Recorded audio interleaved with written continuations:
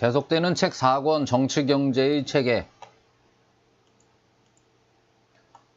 오늘은 그 8장 중상주의 체계에 대한 결론.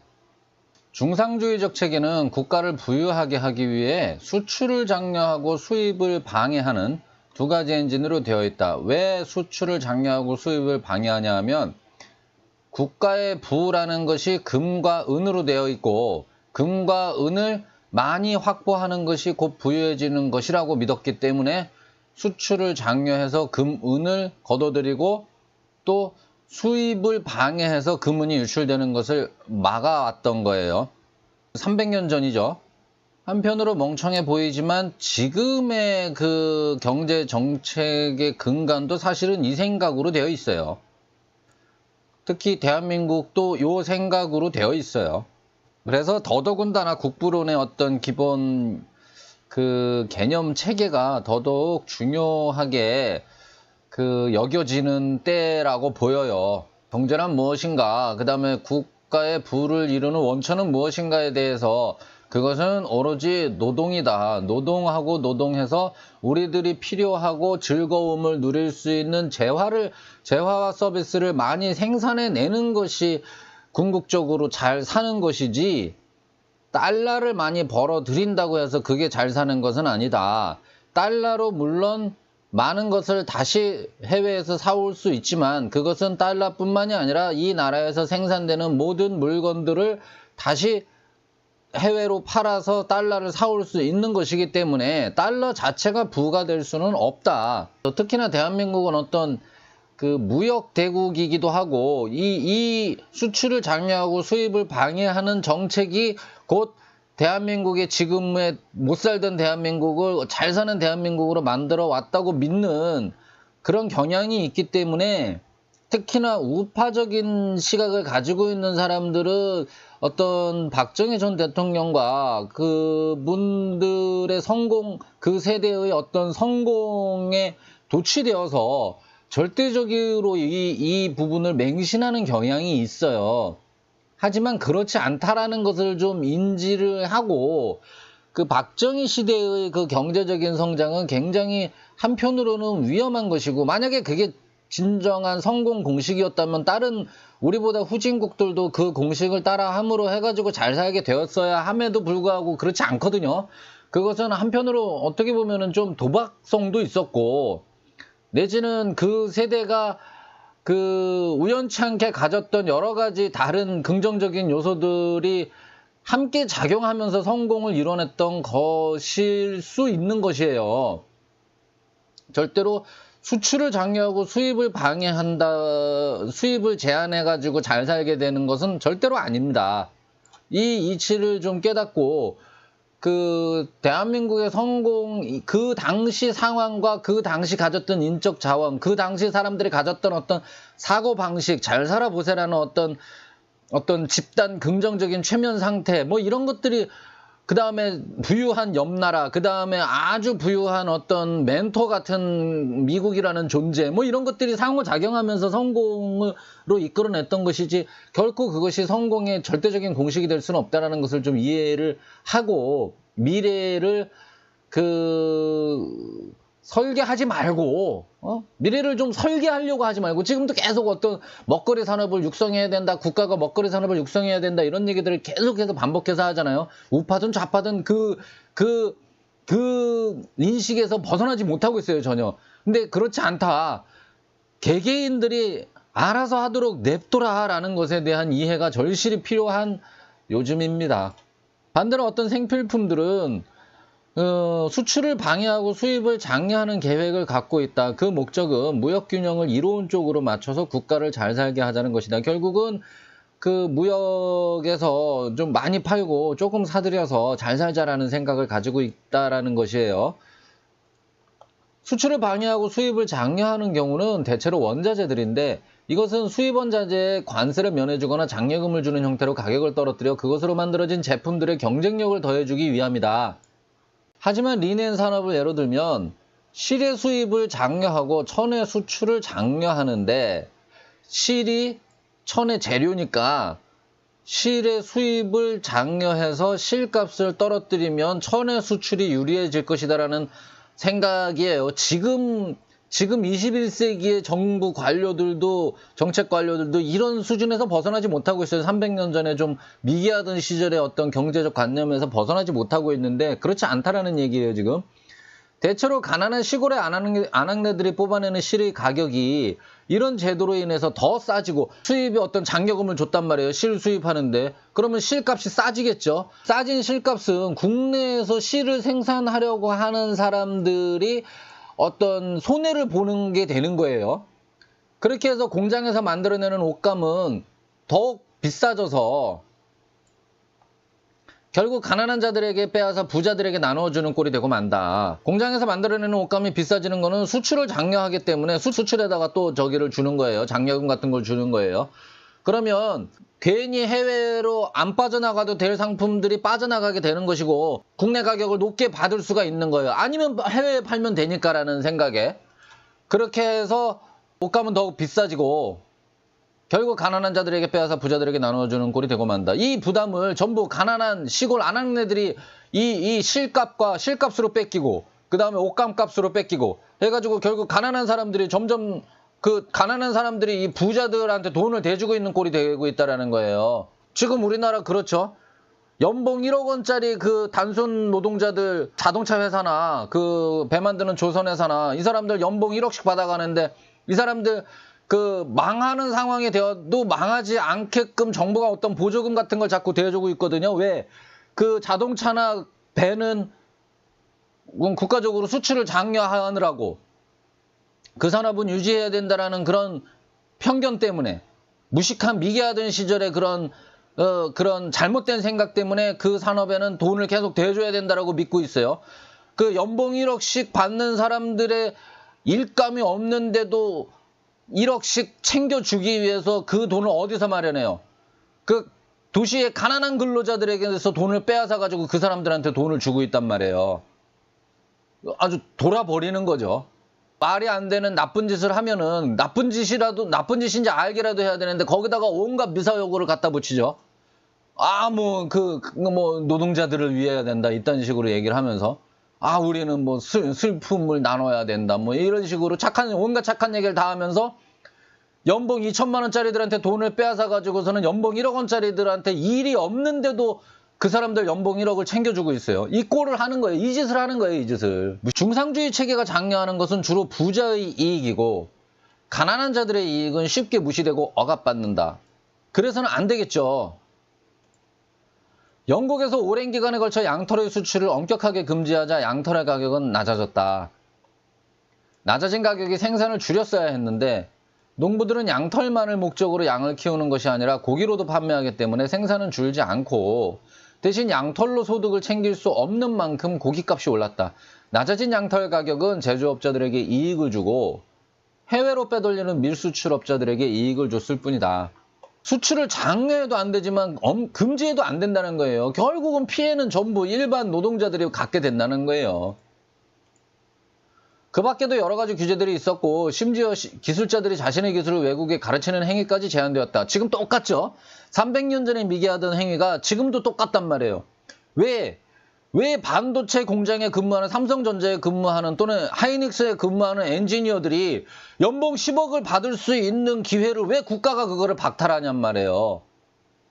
본인이 알아서 선택하는 거지. 본인이 그 기술은 대한민국에 머무르는 것이 낫다라고 생각하면 본인이 결정해서 본인이 국가에 그 삼성전자나 하이닉스에 머무르면 되는 것이지, 왜 국가가 그 사람들이 중국 업체에 취업하는 것 행위 자체를 막냔 말이에요. 그 사람은 모처럼 좋은 기술, 돈이 되는 기술을 머릿속에 습득을 했는데 왜 그 사람이 돈을 벌 기회를 왜 국가가 나서서 막냐고요. 거기다가 왜 매국노라는 프레임까지 씌워서 사람을 매도를 하냐고요. 안 된단 말이에요. 그 기술자는 10억 원을 받아갈 자격이 있고 그건 그 기술자의 권리예요. 만약에 그것이 대한민국에 머물러야 되는 기술이라고 생각한다면 삼성전자와 하이닉스가 그 기술자가 해외에 나가지 못하도록 10억을 주란 말이에요. 연봉 10억을.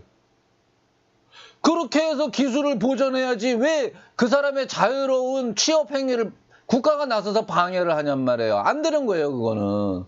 그건 안 되는 거예요. 왜 그 사람으로 인해서 생겨난 어떤 국가적인 부를 삼성전자나 국가가 다 가져가냔 말이에요. 그 사람이 챙겨가야지. 노동자가 챙겨가야지. 이런 모든 규제는 우리의 제조업을 확장하기 위해서라는 동기를 가지고 있는데 똑같아요, 지금도. 이게 300년 전에 미기하던 시절에 그거 아니라고 아담 스미스가 그렇게 가르쳐줘도 여태 못 알아쳐먹는 거예요. 그것이 스스로의 발전을 통해서가 아니라 다른 사람들을 억누르고 힘겨운 경쟁을 포기하는 방법으로 이루려 하는 것이다. 나쁘다. 우리 제조업자들은 견습생의 수와 기간을 조정하고 기술의 해외 유출을 금지하는 방식으로 그 업의 지식도 독점한다. 이렇게 독점해서는 안 되는 거예요. 삼성전자나 하이닉스는 엔지니어들이 딴 생각을 갖지 못하게 하고 싶거든. 돈을 주세요, 돈을. 모든 생산의 유일한 목적은 소비다. 진리예요, 이런 건. 그냥 그래서 이렇게 빨간색으로 해봤어요. 생산자의 이익은 소비자의 이익을 증가시키는 데 필요한 정도까지만 관계해야 한다. 또 명언 터지죠. 생산자의 이익은 소비자의 이익을 증가시키는 데 필요한 정도까지만 관계해야 한다. 농부의 이익은 그 쌀을 사먹는 도시 근로자들의 이익을 위해서만 존재하는 거다. 궁극적인 목적은 도시 근로자들이 맛있는 쌀을 저렴하게 먹는 데 있는 것이지 농부의 이익을 맞춰주는 데 있지 않다. 정책은 도시 근로자들이 맛있는 쌀을 저렴하게 먹을 수 있는데 맞춰줘야지 농부가 얼마의 돈을 가져가느냐에 신경을 쓰면 안 된다. 하지만 중상주의 체계는 생산자의 이익을 위해 소비자의 이익이 항상 희생된다. 국산 제품과 경쟁 관계에 있는 외국 제품의 수입을 제한하는 것도 국내 소비자를 희생시켜 생산자를 돕는 것이다. 소비자들은 독점으로 높아진 가격을 지불해야 하고 이것은 생산자에게 완전한 이익이 된다. 국산품의 수출에 장려금을 지급하는 것도 생산자에게 이익이 된다. 국내 소비자는 이 장려금을 주기 위해 세금을 내야 되고 비싸진 그 상품 가격을 지불하기 위해 세금보다 더 많이 돈을 내야 한다. 대한민국은 용케도 경제 정책의 작전이 잘 맞아떨어져서 못 사는 나라가 갑자기 잘 사는 나라가 되었어요. 16세기, 17세기 유럽의 성공 공식도 사실은 상업과 공업이 농업을 선도하면서 이루어냈던 성공인 것도 맞아요. 하지만 근본적으로는 자본은 일단 가까운 곳, 그 다음 농업에 먼저 투자되어야 하고 거기서 풍부해진 농토 개발과 국내 내수 유통의 그 활발함으로 인해서 자본은 점점 축적되고 다시 농토 개발과 생산, 국내 유통의 자본이 투입됨으로 해서 점점 발전되고 더 많은 생산을 이루어내고 더 많은 축적되는 자본을 이루어내고 그 축적되는 자본이 해외와의 거래에 투입이 됨으로 해서 또 다른 어떤 공업에 투자되고 뭐 이런 순환을 이루어내야 된다라고 보는 관점인 거예요. 근데 우리나라 같은 경우에는 중화학공업에 어떤 승부수를 걸었죠. 박정희 대통령이 그 자본을 해외에서 유치를 하고 해서 어떤 단계를 뛰어넘어서 굉장히 선진국이 되어야만 시도해 볼 수 있는 중화학공업에 어떤 국가의 운을 걸고 도박 같은 도박을 했었어요. 근데 그게 성공을 했죠, 우리나라는. 근데 다른 나라도 만약에 그런 성공 공식을 따르면 성공을 할까요? 중국만 봐도 벌써 알 수 있죠. 반도체와 조선업이 돈이 된다고 해서 거기다가 돈을 엄청나게 쏟아부었는데 결국 망하고 말죠. 아니라는 거예요. 대한민국이 성공했다고 그게 성공의 어떤 공식이 될 수는 없는 거예요. 수없이 많은 요소들이 관여함으로 해서 대한민국은 우연찮게 성공을 했던 것이지 망할 가능성도 굉장히 컸던 그런 정책이었을 수 있어요. 근데 그런 사고에서 아직도 헤어나지 못하고 있는 경향이 있어요. 국가가 뭐 4차 산업혁명이다, 뭐 금융 허브다, 뭐 이래가면서 때로는 웃기지도 않게 무슨 한식 세계관이 뭐 이딴 소리까지 해가면서 그 국가가 어떤 경제의 어떤 지도자 역할을 하려고 자꾸 애를 쓴단 말이에요. 근데 그런 것들은 전부 실패로 이어져요. 국가는 그런 능력도 없고 오히려 그 방해만 되는 거예요. 자꾸 정상적으로 구석구석 골고루 정당하게 뻗어나가야 되는 자본의 배분을 국가가 자꾸 왜곡을 시킨단 말이에요. 그래서 온갖 사기꾼들이 득식을 되는 형국을 만들어내요. 그거 아니란 말이죠. 우리나라가 자동차를 꼭 생산을 해서 국산 자동차를 타야 되는 게 아니에요. 다른 것을 해서 많은 돈을 벌어서 그 돈으로 자동차를 사다가 쓰면 되는 거거든요. 반도체도 마찬가지예요. 굉장히 많은 사람들이 여기에 아주 핏발을 세우면서 반대를 할 것인데 근본적인 것을 생각하란 말이에요. 이 세상에 먹거리가 반도체 하나만 있는 것도 아니고 배 만드는 거 하나에만 있는 것도 아니고 자동차에만 있는 것도 아니에요. 이 세상에 먹거리는 무궁무진하단 말이에요. 그 어떤 먹거리에 집중을 할 것인가는 각 개개인이 판단을 한단 말이에요. 그 각 개개인이 판단을 하는 것이 더 올바르고 더 정확하고 더 좋은 결과로 이어진다라는 얘기를 하는 거예요. 그거에 대한 믿음을 저버리지 말자. 포르투갈과의 통상조약에 의해 우리 소비자들은, 영국 소비자들은 비싼 관세 때문에 품질 좋은 이웃 나라의 물건을 살 수 없게 되었고 대신 먼 포르투갈에서 온 질 떨어지는 물건을 써야만 했다. 이 조약은 우리의 몇몇 제품의 생산자들이 포르투갈에서 더 좋은 여건을 갖도록 막 해주려는 것이었다. 다른 무엇보다 아메리카를 관리하려 만든 법체계가 가장 생산자의 이익을 위해 소비자의 이익을 희생한 경우다. 제국을 세운 목적은 우리가 생산한 물건들을 의무적으로 팔아줄 구매자를 늘리는 것이었다. 하지만 이 법체계가 가져온 독점으로 인해 비싸진 물건값과 비싸진 물건을 구매하는 식민지들을 지키는 비용까지 우리 국내 소비자가 감당해야 했다. 오로지 식민지 그 구매자들을 지키려는 목적으로 벌어진 최근의 두 전쟁에 쓰인 비용이 2억이고 그중 1억 7천만 파운드를 새롭게 빚졌다. 이 이자 비용만으로도 독점으로 챙긴 이익은커녕 매년 식민지로 보내는 물건값의 합계보다 많다. 누가 중상주의 체계를 열심히 고안하는지 알기는 어렵지 않다. 이해관계가 철저히 무시당하는 소비자가 아니라 이해관계가 소중하게 다뤄지는 생산자들이고 생산자 중에서도 상인과 제조업자들이 주요 설계자들이다.